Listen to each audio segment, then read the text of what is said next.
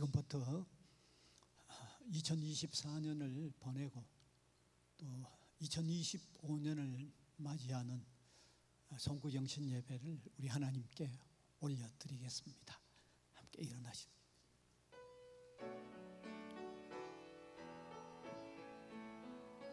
찬양하라 내 영혼아, 찬양하라 내 영혼아, 온 마음과 정성 다하여 주 찬양하라.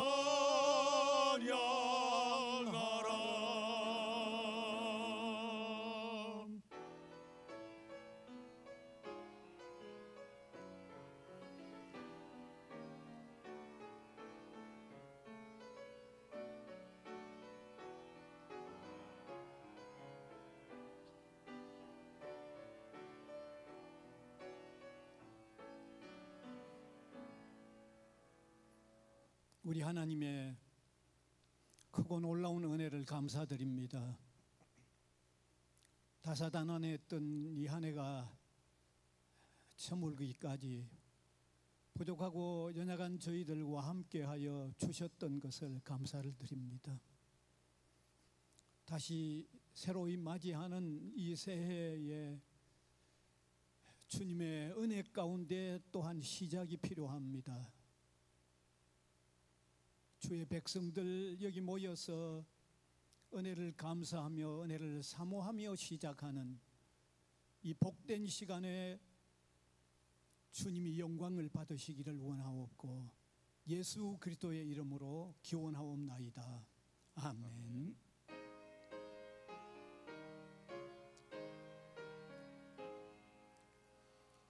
만복의 근원 하나님, 온 백성 찬송 드리고 저 천사여 찬송하세. 찬송 성부 성자 성령.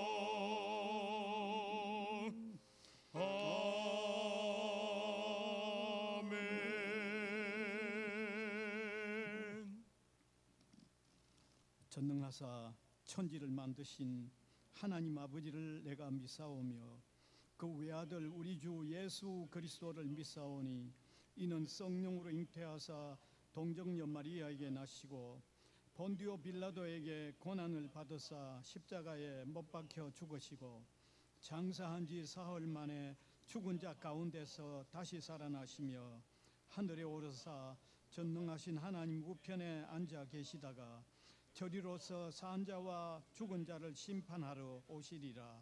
성령을 믿사오며 거룩한 공회와 성도가 서로 교통하는 것과 죄를 사하여 주시는 것과 몸이 다시 사는 것과 영원히 사는 것을 믿사옵나이다.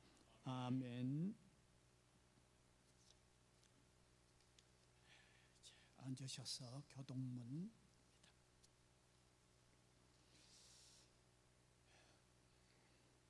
주께서 옛적에 땅에 기초를 놓으셨사오며 하늘도 주의 손으로 지으신 바니이다. 그것들은 다 옷같이 낡으리니 업옷같이 바꾸시면 바꾸려니와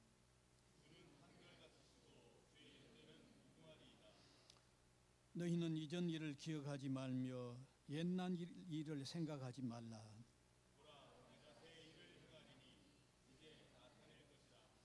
너희는 유혹의 욕심을 따라 썩어져가는 구습을 따르는 옛사람을 벗어버리고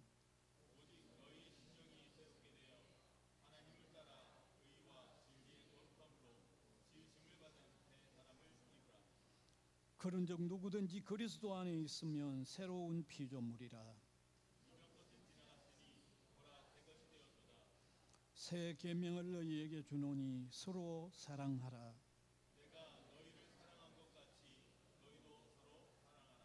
아멘.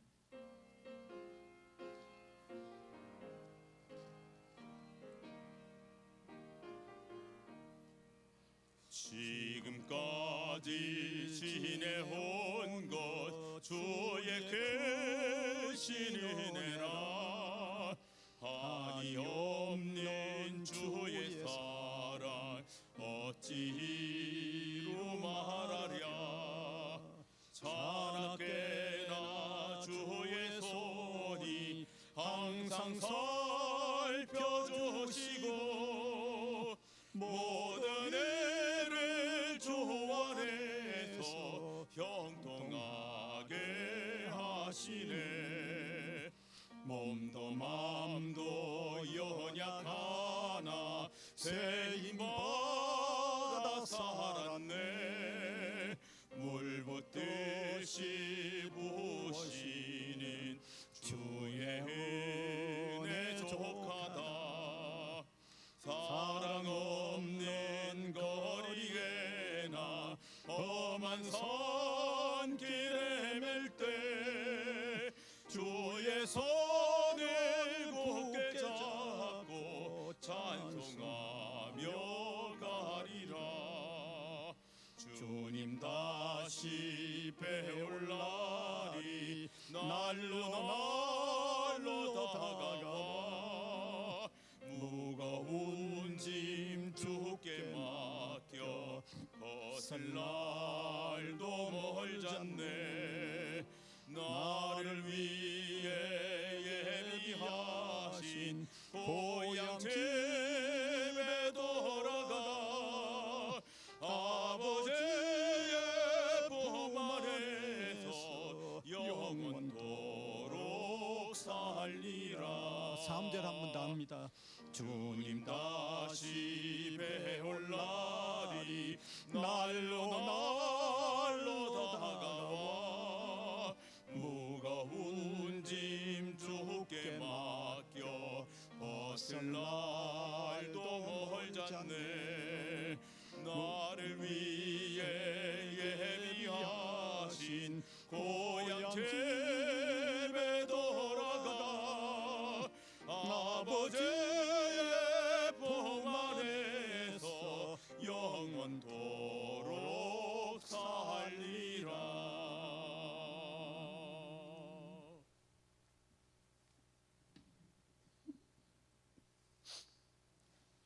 사랑과 은혜가 풍성하신 하나님 아버지 참으로 다사다난했던 2024년을 마무리하고 하나님의 소망을 붙들고 새해를 맞이하는 송구영신 예배로 우리를 불러주셔서 감사합니다. 수많은 사건 사고 속에서도 되돌아보면 우리가 여기까지 올 수 있었던 것은 하나님의 크신 은혜임을 고백하며 감사와 영광을 올려드립니다. 지난 한 해 동안 하나님을 기쁘시게 하지 못했던 우리의 모든 죄악을 이 시간 예수 그리스도의 보혈로 용서해 주시옵소서. 새해에는 우리 부산 외국어 대학교와 성지학원의 모든 권속들이 더욱 하나님을 기쁘시게 하는 삶을 살게 하시고 믿음 생활 잘 감당하며 어디에서나 예수님의 향기와 편지가 되고 세상의 소금과 빛으로 살게 하여 주시옵소서. 올해보다 더욱 성장하고 성숙한 모습으로 거룩하고 선한 믿음의 영향력을 끼치도록 인도하여 주시옵소서. 오늘 말씀 전하실 이복수 목사님을 성령으로 충만케 하시고 영육간의 강건함으로 붙잡아 주시옵소서. 하나님의 능력의 오른손으로 붙들어 주시옵소서.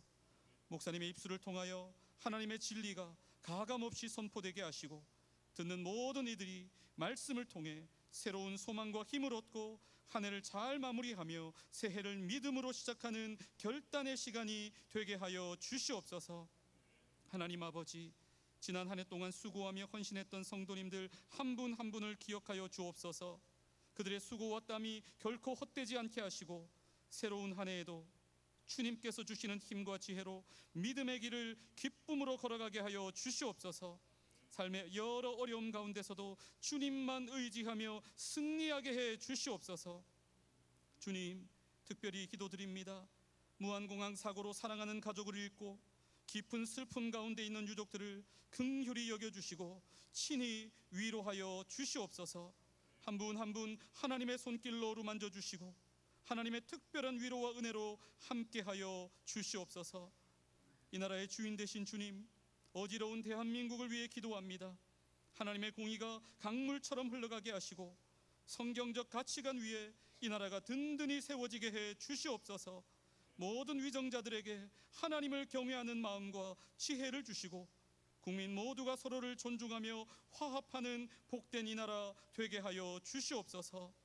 찬양과 경배 받으시기에 합당하신 주님, 오늘 이 예배의 모든 순서를 주관하여 주시고 성가대를 위시하여 섬기는 모든 손길들을 축복하여 주시며 예배의 모든 순서들을 통하여 홀로 영광 받아 주시옵소서. 감사드리며 이 모든 말씀 우리 주 예수 그리스도의 이름으로 기도하옵나이다. 아멘.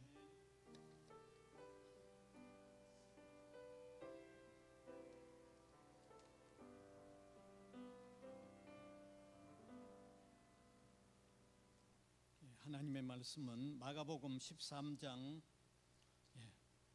28절에서 37절까지 되겠습니다. 마가복음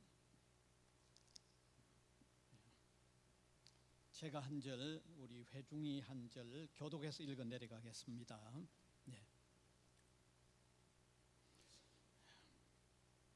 무화과 나무의 비유를 배우라. 그 가지가 연하여 지고 잎사귀를 내면 여름이 가까운 줄 아나니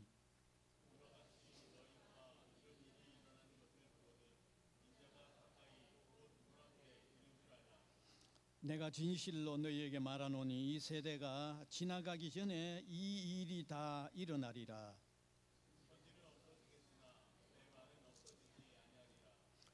그러나 그 날과 그 때는 아무도 모르나니 하늘에 있는 천사들도 아들도 모르고 아버지만 아시느니라.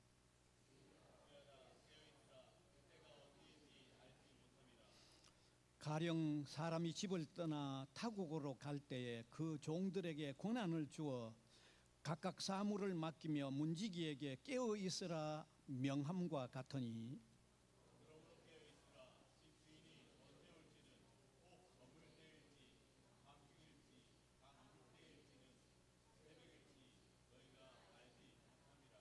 그가 호련히 와서 너희가 자는 것을 보지 않도록 하라.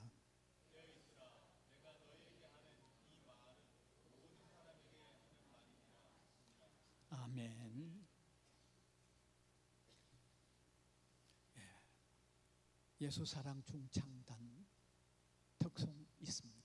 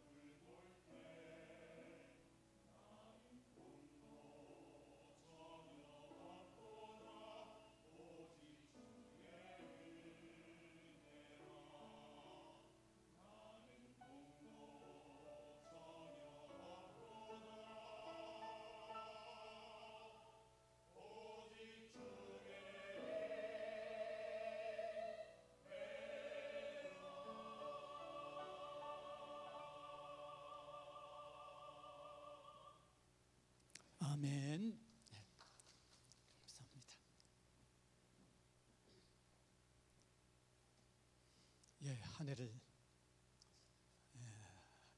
영원히 보내고 또 새해를 맞이하는 이런 시점입니다. 저는 해마다 이 송구영신 예배를 드릴 때면 우리가 한 해를 보내는 것 그리고 새로운 한 해를 맞이하는 것 오직 주님의 은혜입니다 라는 말로 시작을 했습니다. 지난해도 그렇게 시작했습니다. 지금도 그렇게 시작을 합니다. 왜냐하면 한 해를 보내고 한 해를 맞이하는 것 분명히 주님의 은혜이기 때문입니다. 이렇게 은혜로 한 해를 보내고 은혜를 한 해를 또 시작을 하지만 한 해를 보낸다라고 하면 시간 개념이 있는 우리 인생은 어디인가 또 아쉬운 점도 분명히 있습니다. 동물은 시간 개념이 없기 때문에 한 해의 단위도 모를 거고 한 해의 단위를 모르는 그들이 한 해를 보내면서 아쉬워할 리도 없습니다. 그런데 시간 개념이 있는 우리는 시간의 단위를 알고 한 해를 보내면 어딘가 참 아쉽다 하는 생각을 금할 길이 없습니다. 뿐만 아니라 우리 기독교의 시간 개념은 직성 개념입니다. 불교하고 다르죠. 불교는 순환 개념이기 때문에 시간의 시작이나 끝이 없습니다. 그냥 계속 도는 겁니다.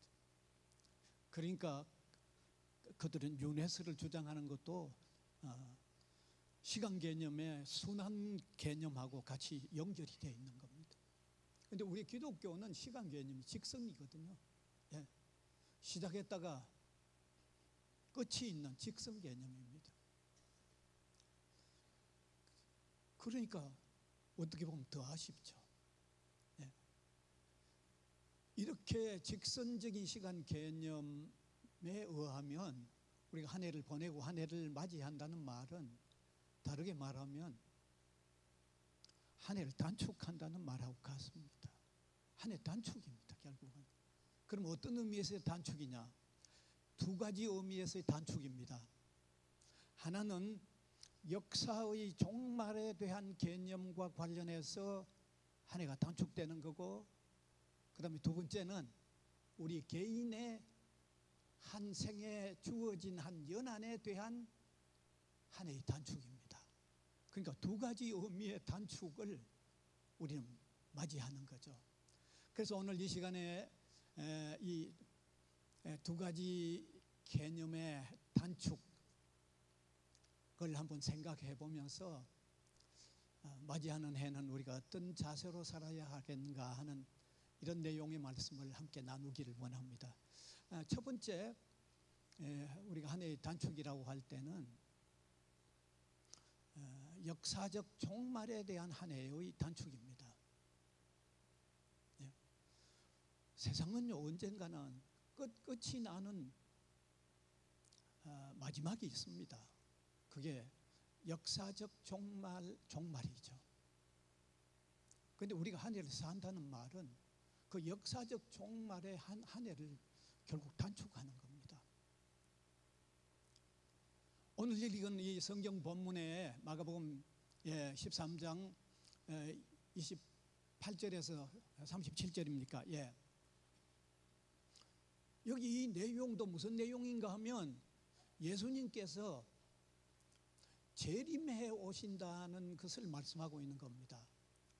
그런데 성경에서 예수님의 재림은 그게 뭘 얘기합니까? 역사적 종말을 의미합니다. 왜냐하면 예수님께서 마지막에 재림해 오시면 이 세상 역사는 끝이 나기 때문입니다. 성경은 분명히 예수님의 재림에 대한, 다시 말하면 역사적 종말에 대한 내용을 여러 곳에서 많은 내용을 말하고 있습니다. 여러 곳에서 말하고 있습니다. 아주 분명하고 많은 분량으로 말씀하고 있습니다. 예. 동시에 성경은 세상의 종말 예수님의 재림은 기독 신자에게는 또 더할 수 없는 소망이 되는 것을 밝히고 있습니다. 영원한 세계로 들어가는 인문이기 때문이죠. 자, 이렇게 성경은 예수님의 재림으로 통하여 세상의 종말을 밝히고 있는데, 이 세상의 종말은요, 성경만 말하는 게 아닙니다. 여러분 잘 아시잖아요. 과학도 세상의 종말을 얘기합니다. 과학도 세상의 종말을 얘기합니다. 왜냐면요, 존재하고 있는 이 물질 세계는 영원히 존재할 수 있는 게 아니기 때문에 과학의 세계에서도 세상의 종말은 얘기하고 있는데, 물리학적으로 이제 종말을 어떻게 얘기하는가 하면 그 세 가지로 얘기하고 있는데, 그 물리학적인 종말 이론입니다. 첫째는 빅 리프이고, 그 다음에 빅 프리전, 그 다음에 히트 데스라고 하는 이론은, 이거는 과학자들이 말하는, 과학의 세계가 말하는 겁니다. 빅 리프 이론은 뭐냐면, 이 존재하는 우주 세계가 계속해서 팽창해 가고 있다는 거죠. 계속 팽창한답니다. 이 계속해서 우리 존재하는 세계, 우주 세계가 팽창해 가면 결국은 모든 구조가 다 붕괴하고야 만다는 거죠. 과학자들이 말하는 이론입니다. 그 다음에 두 번째 빅 프리즈 이론은 우주 세계가 계속 팽창해 가면서 결국은 온도가 점점 낮아져서 별과 은하의 세계가 다 소멸해 간다는 거죠. 그럼 그게 세상의 종말이라는 거죠. 그 다음에 세 번째 열적 죽음이라는 것은 우주가 열역학적 평행 상태에 도달하게 되면 이 우주 안에 있는 물체 중에 더욱 에너지를 더 발해 가지고 그 혜택을 발할 수 있는 그런 물체가 없어져 버린다는 거죠. 열역학적으로 열의 모든 게 평행 상태가 유지되면, 지금은 여러분 태양이라는 열 덩어리가 있으니까 그 혜택을 누리는데, 열역학적으로 평행 상태가 나중 유지되어 버리면 그러니까 열의 죽음이라고 할까요? 냉각 상태가 된다는 거죠. 그럼 세상에 종말이 온다는 거죠. 이게 과학 이론이 말하는 세상의 종말이에요. 성경을 잘 믿지 않는 사람들, 과학은 또 상당히 따르는데, 과학도 세상의 종말은 분명코 물리학적으로 이렇게 밝히고 있습니다. 분명히 밝히고 있습니다. 그런데 예수님은 십자가에 죽으셨다가 부활하셔서 성천하시면서 내가 재림해 온다. 그러면 그때는 세상 종말이다. 그렇게 말씀하셨어요. 그런데 우리가 한 해를 보내고 한 해를 다시 맞이한다는 말은 그러한 역사적 종말의 해를 결국 한 해 단축하는 거죠. 한 해 단축하는 겁니다. 그런데 대부분의 사람들, 저와 여러분, 우리 모두가 그 세상 종말의 마지막은 이거는 아늑히 먼 후일에만 있을 거라고 생각하기 때문에 별다른 감흥 없이 그냥 보냅니다. 왜냐하면 이거는 뭐 한 해, 그거는 수치상으로는 틀림없이 한 해 줄여가는 것은 틀림없지만, 그거는 뭐 까마득한 미래에 있을 일이니까 별 감흥이 없어요. 그런데 하나 아셔야 될 것은,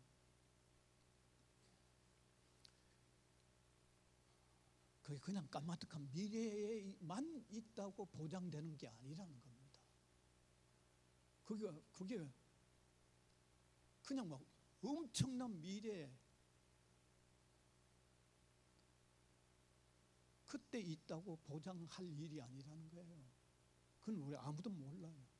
아무도 몰라요. 여러분, 이번에 노벨 물리학상을 받은 그 제퍼리 힌턴이라는 사람이 아주 참 사람들을 좀 놀라게 하는 발표를 하고 있죠, 요즘. 네. 이 AI의 이 발달과 이 활용이 잘못되면 그분은 그렇게 보았더라고요. 먼 미래가 아니라 잘못하면 한 30년 이내라도 지구에는 엄청난 문제가 생길 거라고요. 요즘 계속 그런 글이 계속 뜨고 있어요. 이번에 노벨 물리학상을 받은 사람입니다. 그러니까 이거는 우리가 한 해 역사적인 정말 한 해 먼 후일에 있어서 별로 감흥 없이 지낼 일이 아니라 한 해를 줄이는데 그게 언제 역사적 종말이 올는지 모르는 한 해를 우리가 줄이고 있다는 겁니다. 좀 심각하게 받아들여야 할 일이 아닐 수가 없습니다. 그 다음에 두 번째 한 해를 우리가 살고 나면 우리 개인 한 사람 한 사람에게 주어진 삶의 종말에 한 해가 단축이 되는 겁니다. 그건 틀림없는 사실이죠. 예.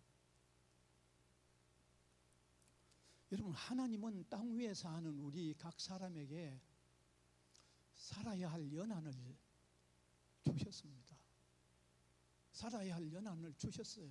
그 개인적인 종말이죠.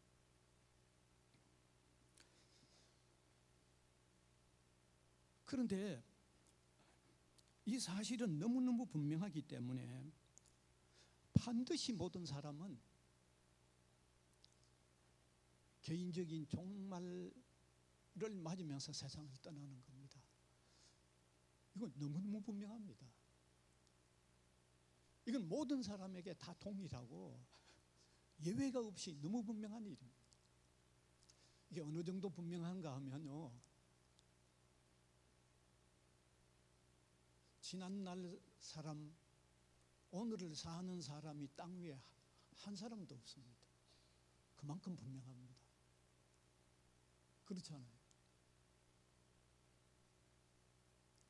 지난날 사람 다 떠났지. 여기 예외로 누가 여기 지금 여기 있는 사람, 이 지구상에 있는 사람 한 사람도 없습니다.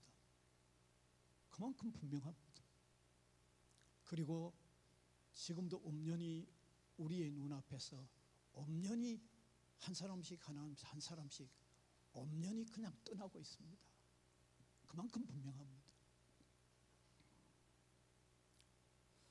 성경도 반드시 모든 사람이 다 이렇게 개인적 종말을 맞아 떠나기 때문에 우리가 성경을 읽어보면 다윗이 시편에 뭐라고 표현했는가 하면 모든 사람이 가는 길이라고 그렇게 표현했어요. 모든 사람이 가는 길이라고 그렇게 표현했어요.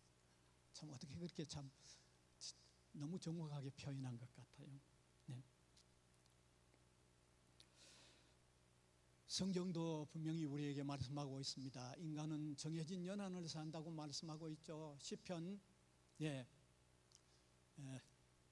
90편 10절은 우리가 이따금씩 인용을 하는데 같이 한번 읽으면 좋겠습니다. 시작.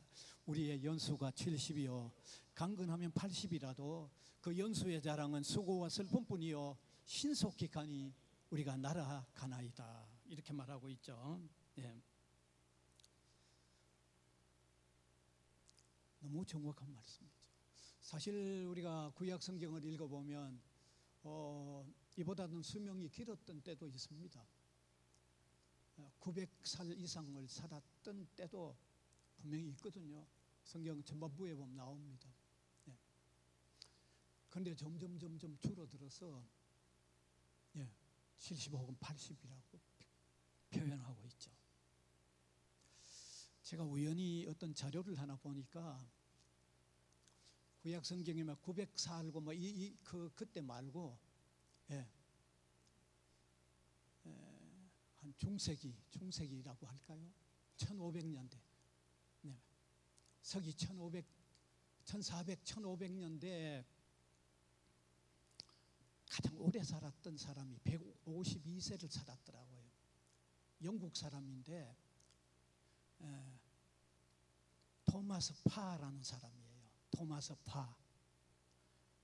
152세를 살았는데 키가 155cm,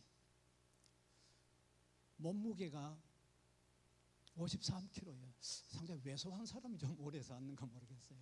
예. 그분이 80세에 결혼을 해서 일남 일녀를 낳고 지내다가 120세에 재혼을 했더라고요. 120세에 재혼을 했더라고요. 그래서 152세가 됐을 때 당시 1438년에 태어났으니까 그 당시 영국의 찰스 1세 왕이 152세를 맞은 토마스 파를 왕궁에 불러서 생일 축하를 해준 겁니다. 그런데 거기에서 너무 과식을 해서 두 달 만에 세상을 떠났어요. 그런데 저거 한 152세를 살았어요. 지금은 성경이 우리에게 시편에서 말하고 있듯이 70세 혹은 80, 강건하면 80이라고 얘기했는데 아마 어쩌면 지금은 조금 더 늘어나는 것 같아요. 늘어나고 있죠. 예. 지금은 건강 상태가 좋고 이래가지고 혹은 90세, 100세, 뭐 김영석 교수님 같은 분은 지금 105세인가 그렇게까지 수명이 조금 늘어나고 있는 것 같아요. 조금은 더 늘어날 것 같아 또. 네. 늘어날 것 같아요. 그것도. 그러다 보니까 사람들이 희망 속에 간혹 이런 얘기를 하죠. 99, 88, 234 이런 표현을 하는데 뭐 99세까지 발팔하게 살다가 2, 3일 아프고 4일째 세상 떠난다는 말들을 표현하는데 또 어떤 사람들은 뭐 조금 고쳐가지고 9988 바로사 이러죠. 예. 그러니까 99까지 발팔하게 살다가 하나도 안 아프고 바로 떠나기를 희망한다고 막 그런 표현도 하기도 합니다. 예. 자, 어쨌든 수명이 조금씩 더 늘어나는데 그러면 90이나 100이라고 합시다. 늘어나서 100이라고 합시다. 그러나 이미 50이 넘은 사람들 100으로 치더라도 살았던 만큼밖에 안 남았습니다. 그런데 살았던 거 한번 생각해 보면 잠시 지나간 것 같기 때문에 잠시 올 거거든요. 잠시 옵니다. 우리가 각각 연령대가 각각 다르지만 90이나 100을 쳐서 자기가 살아왔던 만큼을 한번 이렇게 산출을 해보면요, 그게 그렇게 멀리 있는 것 같지가 않아요. 멀리 있는 거 아니에요. 잠시예요. 잠시 잠깐이에요. 그야말로 잠시 잠깐이에요.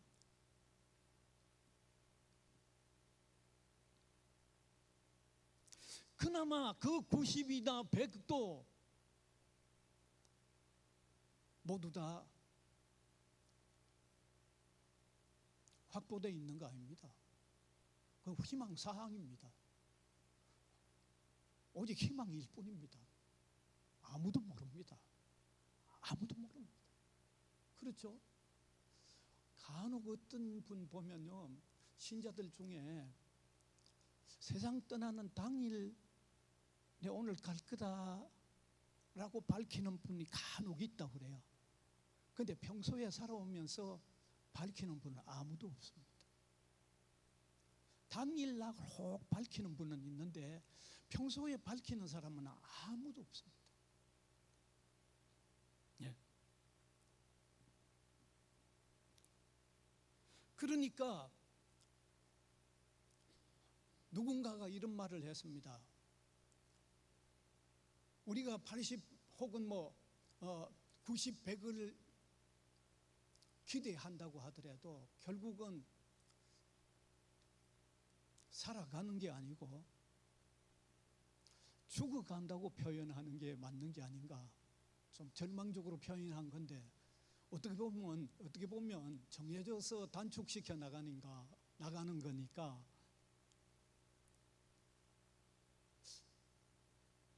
사는 게 아니고 죽어간다고 하는 표현도 완전히 틀렸다고는 할 수가 없다는 느낌마저 드는 겁니다. 누군가는 또 그렇게 표현하기도 했기 때문입니다. 자, 이렇게 역사적인 종말이든 개인의 종말이든 우리가 한정된 삶을 사는 그것은 틀림이 없는데 이건 틀림없죠. 역사적인 종말도 종말의 시간을 모릅니다. 그건 우리 권한 아래 있는 게 아닙니다. 절대로 우리 권한 아래 있지 않습니다. 지난날 혹 어떤 사람들이 하나님의 계시를 받았다고 해서 이제 예수님의 재림의 날 종말을 예언을 했던 사람들이 있습니다. 여호와의 정인 같은 정인은요, 1914년에 예수님 재림한다고 1차 날을 받았는데 한번 부도가 났는데 다시 4년 후에 1918년에 또 재림한다고 해가지고 날 2번이나 받았는데 2번 다 부도가 났어요. 우리나라에도 다미선교회라고 하는 선교회에서 지난날 예수님 재림한다고 해가지고 날짜 받았다가 좀 술렁했죠. 술렁했어요. 또 어떤 이단들은요, 날짜만 받은 게 아니라 어느 산에 예수님이 재림한다고 해가지고 그 장소까지 예언을 했습니다. 그래서 그 날짜가 다가왔을 때 남아있는 거 다 처리한다고 있는 짐승들 이런 거 다 잡아먹고 흰 옷 입고 그 산에 올라갔다가 다 그냥 내려왔습니다. 다 부도가 났기 때문입니다. 성경은요, 역사적인 종말 그날은 아무도 알 수 없다고 얘기하고 있습니다. 아무도 알 수 없다고 얘기하고 있습니다. 그것은 천사도 모르고 재림에 오는 주인공인 예수님 자신도 자기 권한이 아니라고 말하고 있어요. 그것은 마가복음 13장 23절 읽으면 예수님은 자신이 재림에 와서 세상 종말을 이루지만 자신도 그 날에 대해서는 자기 권한이 아니라고 얘기하고 있죠. 같이 한번 읽어볼까요? 같이 읽읍시다. 그러나 그날과 그때는 아무도 모르나니 하늘에 있는 천사들도 아들도 모르고 아버지만 아시느니라. 예수님 자신도 모른다고 그랬어요. 뿐만 아니라 데살로니가 전서 5장 2절에 보면 밤에 도적같이 온다. 모른다는 얘기예요. 그 다음에 데살로니가 전서 5장 3절은 평안하다, 안전하다 할 때 그때 온다고 그랬어요. 그 날은 그러니까 혹시 주변에서 예수님의 재림의 날을 말하거든 일단 그 이단으로 치면 돼요. 예수님도 자기 권한이 아니라고 하는데 어떤 교주가 날 받으면 그 다 이단으로 치면 됩니다.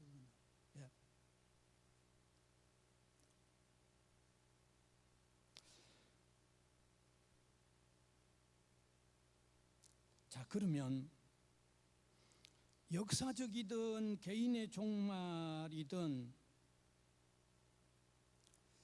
자, 한 해를 보낸 우리가 그리고 새해를 맞이하는 우리가 어떤 마음과 자세를 맞을 필요가 있을까요? 어떤 마음과 어떤 자세를 가지고 맞이할 필요가 있을까요? 오늘 읽은 성경 본문은 깨어 있어야 된다고 말하고 있습니다. 깨어 있어야 된다고 말하고 있습니다. 오늘 예수님께서도 마가복음 본문 13장 34절 이하에 한 주인이 멀리 떠나면서 종들에게 권한을 부여하고 사무를 맡기고 언제 돌아올는지 모를 거니까 내가 돌아올 때 반드시 깨어 있어야 된다고 말씀하고 있습니다. 오늘 본문이 바로 그 내용입니다. 예. 깨어 있어야 된다는 겁니다. 그래서 여기 오늘 본문 35절, 36절, 37절 달아서 다 깨어 있어야 된다는 것을 아주 삼중으로 강조하고 있어요. 한 번만 하면 될 얘기를 아주 세 번이나 얘기하고 있다고 하면 얼마나 강력한 의미인가를 여러분 깨달으시길 바랍니다. 예, 한번 봅시다. 35절 한번 봅시다. 같이 읽읍시다. 그러므로 깨어 있으라. 집주인이 언제 올는지, 혹 저물 때일는지, 밤중일는지, 닭 울 때일는지, 새벽일는지 너희가 알지 못합니다. 36절 같이 읽읍시다. 그가 홀연히 와서 너희가 자는 것을 보지 않도록 하라. 이 말도 깨어 있으라는 말입니다. 알겠어요? 이 말도 깨어 있으라는 말입니다. 그 다음에 세 번째 37절 또 봅시다. 같이 읽읍시다. 깨어 있으라. 내가 너희에게 하는 이 말은 모든 사람에게 하는 말이니라. 여러분, 이 헬라어의 문법에 같은 말을 반복하는 그것은 그게 강조형입니다. 오늘 35절, 36절, 37절 세 절에 계속해서 그 내용이 같이 반복되어 있다고 하면 이 말이 얼마나 강조되어 있는 말인가를 깨달으시길 바랍니다. 예수님께서 얼마나 이 말을 강조하고 있는가를 오늘 우리가 깨달아야 됩니다. 엄청나게 강조하고 있는 말입니다. 엄청 강조하고 있는 말입니다.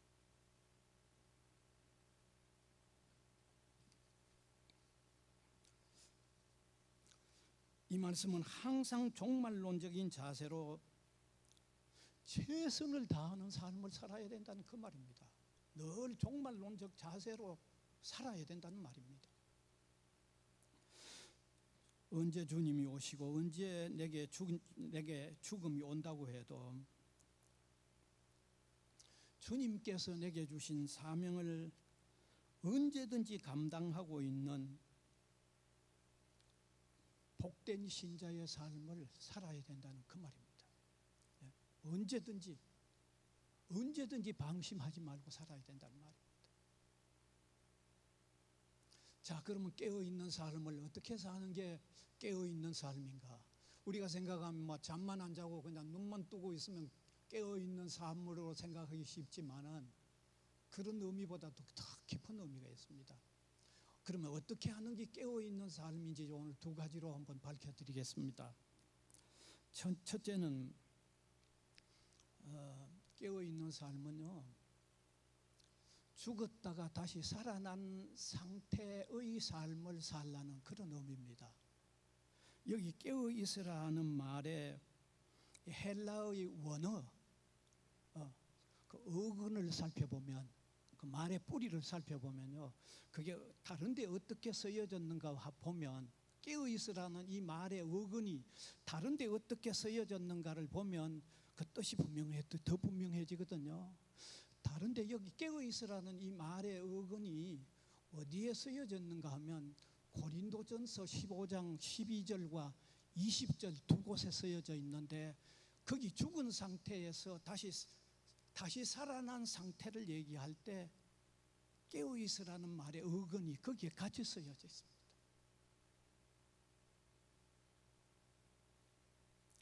다시 말하면 거듭난 그리스도인으로서 생명력이 넘치는 삶을 살아라는 그 말입니다. 여러분, 그리스도 안에 있는 사람은 새 피조물입니다. 거듭난 사람들 아니에요? 예수 그리스도 안에서 우리가 거듭나지 않았어요? 그러니까 제대로 거듭난 사람답게 제대로 살아라, 그 말이 깨어 있으라는 말이 바로 그 말이에요. 그 말. 여러분, 우리가 이 말을 좀 더 가까이 느끼기 위해서 이렇게 한번 생각해 보세요. 어떤 사람이 한번 죽었어요. 그런데 다시 살아났을 때, 다시 살아났다고 합시다. 다시 살아났을 때 그 사람은 어떻게 살겠어요? 다시 살아나기 이전에 살았던 그대로 살겠어요? 다시 살아났을 때 어떻게 살겠어요? 한번 생각해 보세요. 사는 게 다릅니다. 알겠어요? 여기 깨어 있으라는 말은 그렇게 살아라는 거죠.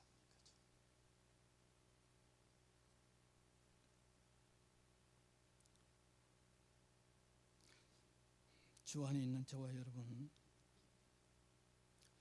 우리가 그리스도 안에 있으면 중생했다, 이 말은 거듭났다는 말이에요.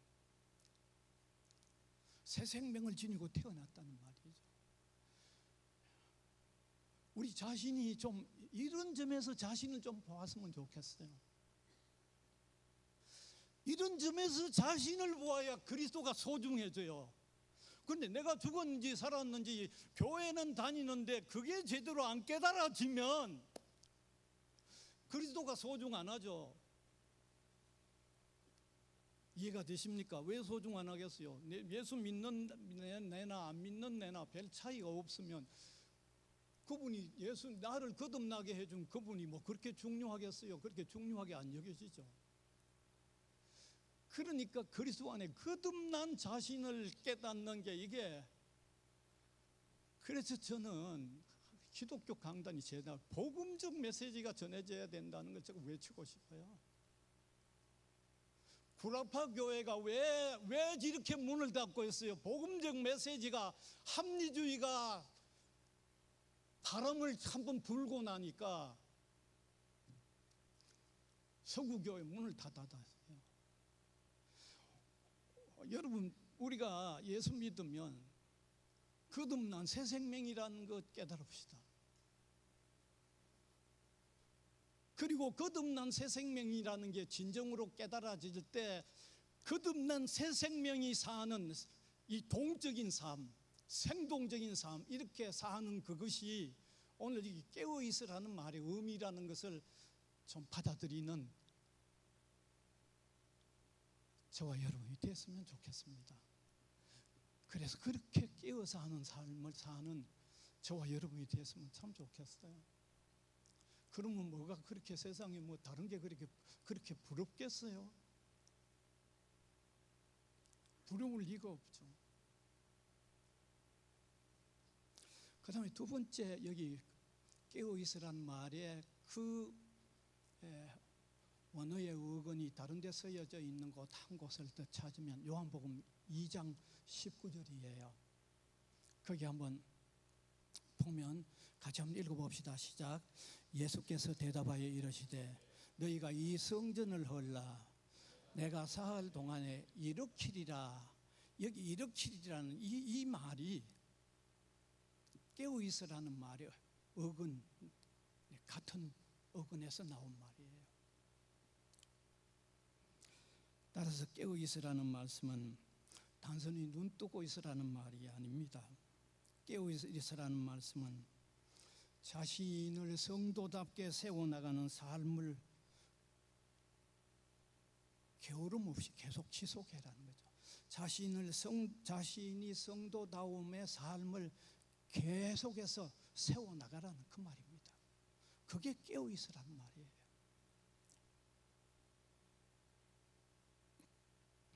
성도가 자신을 성도답게 세워나가는 삶을 사는 상태에서 주님을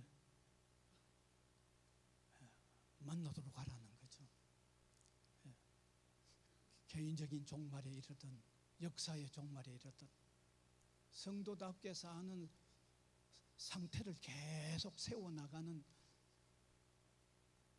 상태에서 주님을 맞이하도록 하라는 그 말이 깨어 있으라는 말입니다. 여러분, 하나님께서 역사적인 종말은 물론 개인적인 종말의 시간을 알려주시지 않는 이유도 이렇게 항상 깨어 있도록 하기 위해서 알려주시지 않은 거예요. 그걸 아시기 바랍니다. 자신의 종말이든지 역사의 종말을 모를 때에 계속해서 깨어 있는 상태가 살면 그게 되는 거죠. 근데 만일 날짜가 알려져 버리면 한동안 뭘 하겠어요? 나태하다가 임박했을 때부터 정신 차릴 수 있죠. 그러면 생애 전체가 충실하지 않잖아요. 그렇죠?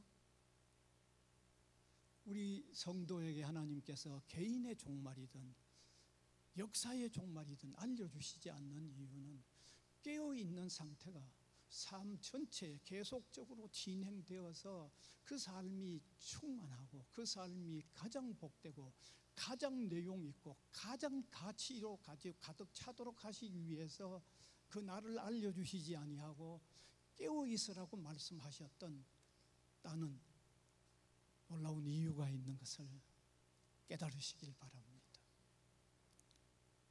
사랑하는 성도 여러분, 참으로 거듭난 그리스도인으로서 자신을 성도답게 최선을 다하면서 사는 이런 마음과 자세를 금년은 다른 어느 해보다도 한번 다시 다짐하고 다시 한번 굳게 가질 수 있기를 바랍니다. 예. 여러분, 적어도 이런 마음 우리가 다시 한번 굳게 가지지 못한다면 1년 또 살아보아도 또 별 볼 일 없을런지도 모릅니다.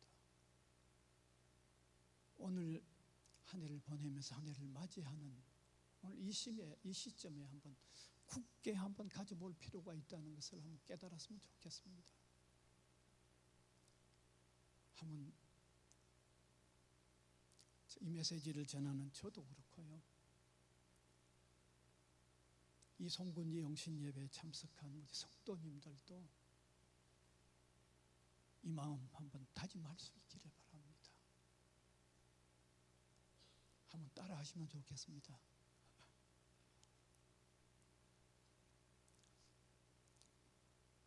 깨어있는 삶을 삽시다. 깨어있는 삶을 삽시다. 예? 한 해를 시작하면서 지난날 어느 해보다도 한 번 더 깨어서 시작하는 이런 마음을 다짐하는 저와 여러분이 되시기를 바랍니다. 기도드리겠습니다. 은혜의 주님,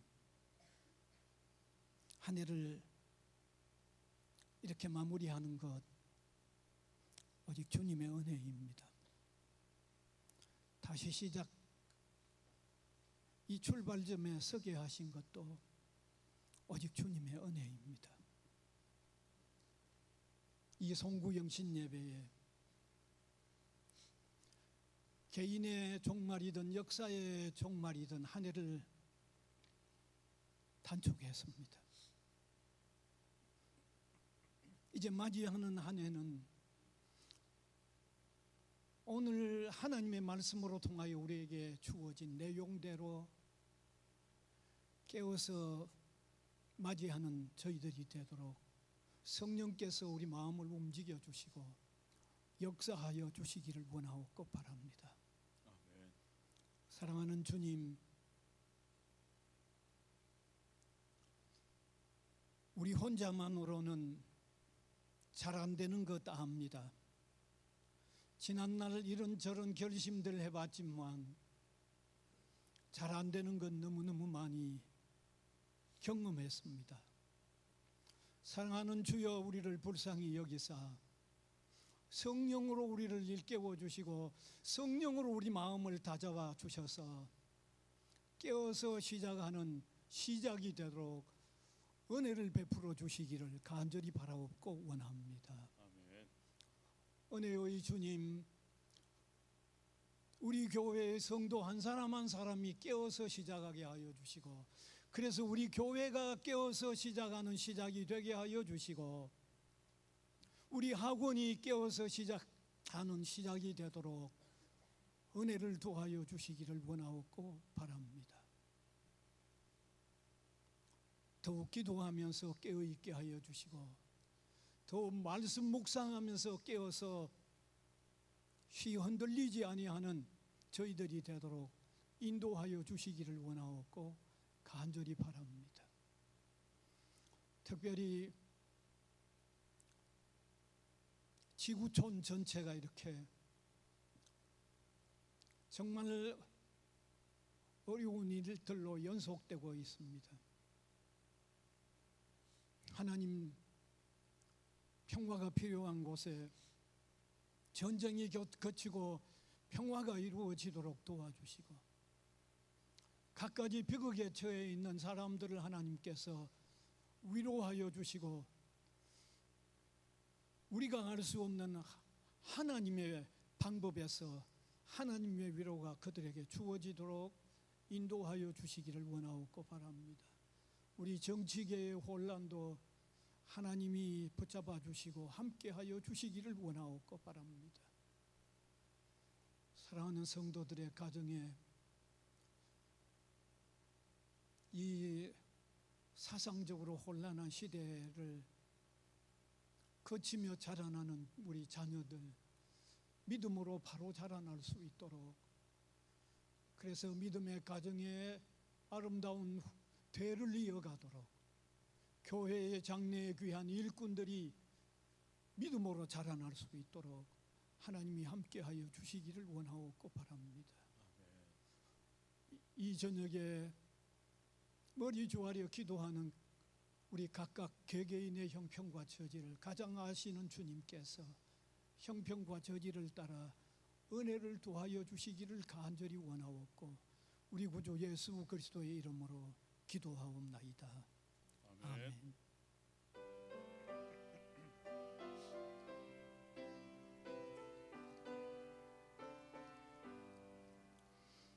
아침에 가도들 때 마음을 신선하여라.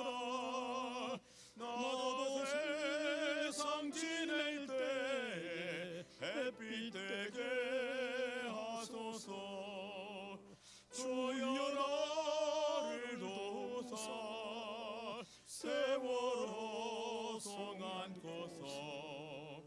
어두운 세상 지낼 때 햇빛 되게 하소서. 새로운 광음을 보람 있게 보내고 주의 일을 행할 때 햇빛 되게 하소서. 주여 나를 도우사 세월호 송안고서. 어두운 세상 지낼 때 햇빛 되게 하소서. 한 번 가면 안 오는 빠른 광음 지날 때 귀한 시간 맞춰서 햇빛 되게 하소서.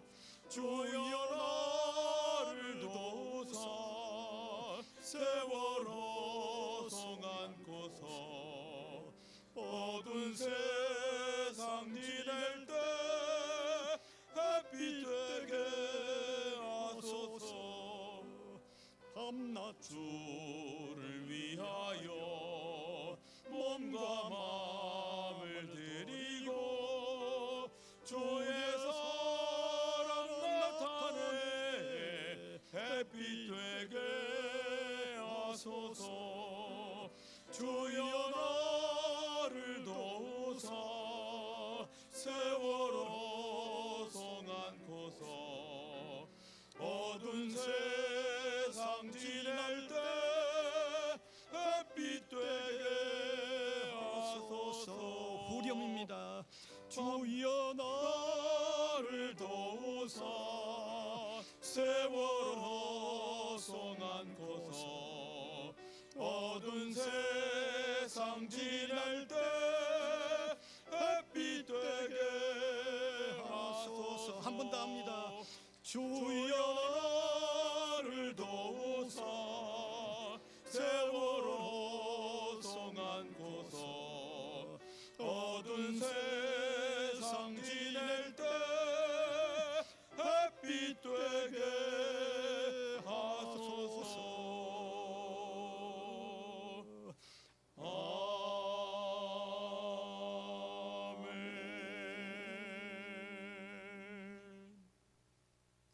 아멘. 광고 말씀드리겠습니다. 오늘 송구영신 예배 드리고 내일 수요 예배는 오늘 송구영신 예배로 배신하겠습니다. 그 다음에 다음 주는 우리 신년 새 일꾼 임명, 그 다음 각종 조직 구성을 발표하겠습니다. 그 다음에 다음 주일에는 재직회 및 공동의회가 함께 모입니다. 네. 신년 첫 주일 예결산을 위해 모이겠습니다. 그 다음에 1월 2일 목요일이죠. 내일 모레입니다. 11시에 이 장소에서 대학 신년 예배를 모입니다.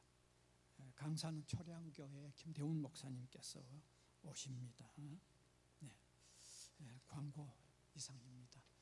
이제 함께 일어나셔서 635장 찬송 드리겠습니다.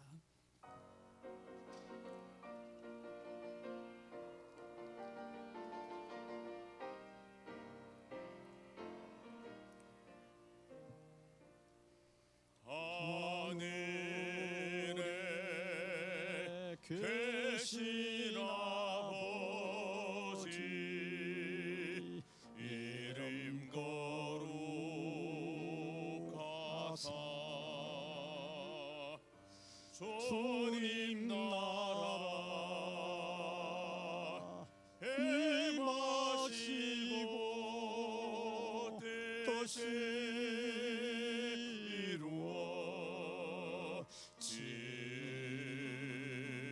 이루어지다. 일용할 양식 주시고 우리들의 큰 죄 다 용서하옵시고 또 시험에 들게 마시고 악에서 구원하소서. 대개 주의 나라 주의 권세 주의 영광 영원히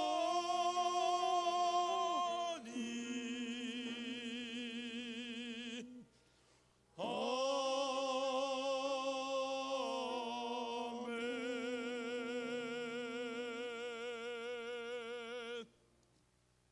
우리 구주 예수 그리스도의 은혜와 우리 하나님 아버지의 무한하신 사랑하심과 성령님의 감화, 감동, 역사하심이 예배로 영광을 올려드리는 주님의 백성들 각 사람 위에와 복음을 위하여 세워진 이 기관 위에 항상 함께 있을지어다.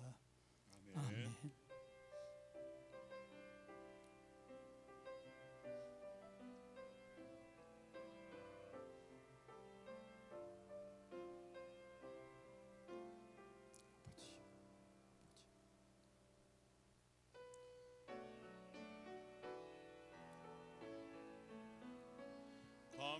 감사하라네 영원한 감사하라네 영원한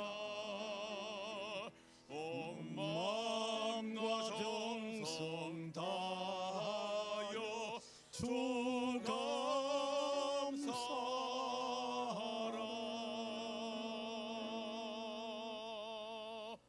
한번 같이 외칩시다. 해피 뉴 이어.